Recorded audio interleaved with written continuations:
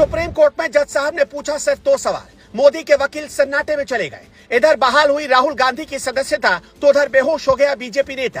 Case जीतते ही राहुल गांधी ने लिया इतना बड़ा फैसला, मोदी के खिलाफ लड़ेंगे चुनाव। स्मृति ईरानी के खिलाफ प्रियंका उतरेंगी चुनाव मैदान में। बीजेपी की साजिश नाकाम, फंस गए राहुल गांधी को सजा सुनाने वाले जज। सुप्रीम कोर्ट के जस्टिस ने फटकारा, अब होगा असली खेल, बढ़ गया बीजेपी नेताओं का बीपी। सुप्रीम कोर्ट में जज साहब ने केस की फाइल जैसे ही देखी, गुस्सा हो गए। फौरन पूछ लिया, राहुल गांधी को अधिकतम सजा क्यों हुई? जज चाहते तो 1 साल 11 महीने की सजा दे सकते थे, जिससे राहुल गांधी की सदस्यता बच जाती। जैसे ही जस्टिस साहब ने यह पूछा, मोदी के वकील समझ गए कि असली खेल पकड़ा गया है। आगे बढ़ने से पहले जज साहब के फैसले की 3 बड़ी बातें समझ लीजिए, जिससे आपको यह पता चल जाएगा कि कैसे राहुल गांधी को फंसाया गया और कोर्ट रूम के भीतर राहुल गांधी के केस में क्या क्या हुआ और क्यों राहुल गांधी की सांसदी बहाल हो गई। सुप्रीम कोर्ट में जस्टिस साहब की पहली बड़ी बात, उन्होंने कहा, हम जानना चाहते हैं कि ट्रायल कोर्ट ने अधिकतम सजा क्यों दी। जज को फैसले में यह बात बतानी चाहिए थी। अगर जज ने 1 साल 11 महीने की सजा दी होती तो राहुल गांधी को डिस्क्वालीफाई नहीं किया जाता। सुप्रीम कोर्ट में जस्टिस साहब की दूसरी बड़ी बात, उन्होंने कहा, अधिकतम सजा के चलते एक लोकसभा सीट बिना सांसद के रह जाएगी।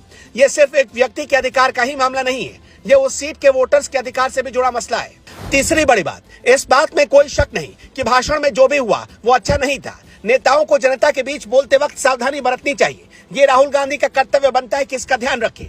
राहुल गांधी के पक्ष में फैसला सुनाने वाले जजों की बेंच में जस्टिस BR गवाई, जस्टिस PM नरसिम्हा और जस्टिस संजय कुमार शामिल थे।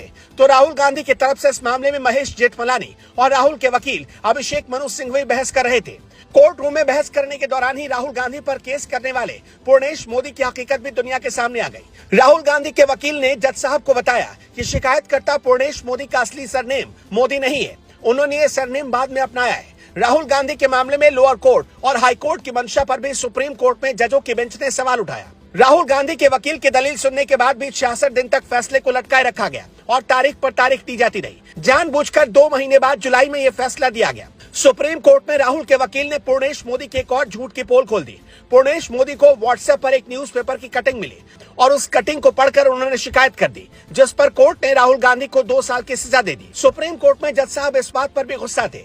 दूसरी तरफ पूर्णेश मोदी के वकील ने कहा कि पूरे स्पीच 50 मिनट से ज्यादा की है, सबूतों की भरमार है। इस भाषण के क्लिपिंग सिलेक्शन कमीशन के रिकॉर्ड में दर्ज है। फटाक से सुप्रीम कोर्ट के जज ने पूर्णेश मोदी के वकील से पूछ डाला, कितने राजनेता हैं जो ये याद रखते हैं कि एक दिन में 15-20 सभाएं की है, तो उनमें क्या क्या कहा है। सुप्रीम कोर्ट ने कहा, हम जानना चाहते हैं कि जज ने अधिकतम सजा क्यों दी। अगर जज ने 1 साल 11 महीने की सजा दी होती तो राहुल गांधी को डिस्क्वालीफाई नहीं किया जाता। इस पर पूर्णेश मोदी के वकील ने कहा, राहुल गांधी ने जब कहा था कि प्रधानमंत्री पर टॉप कोर्ट में राफेल मामले का आरोप लगा था, इस बयान पर उन्हें चेतावनी दी गई थी, लेकिन फिर भी उनके व्यवहार में कोई बदलाव नहीं आया।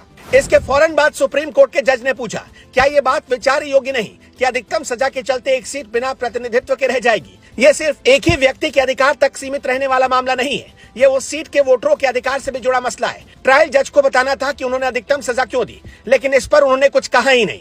133 दिन बाद ही सही, सच्चाई की जीत हो गई और झूठ हार गया। यह फैसला ऐसे वक्त में आया जब मानसून सत्र चल रहा है, लिहाजा 1-2 दिनों में राहुल गांधी संसद के भीतर नजर आएंगे और फिर मजा आएगा भाजपा सांसदों के चेहरे की हवाइयां उड़ते देखकर।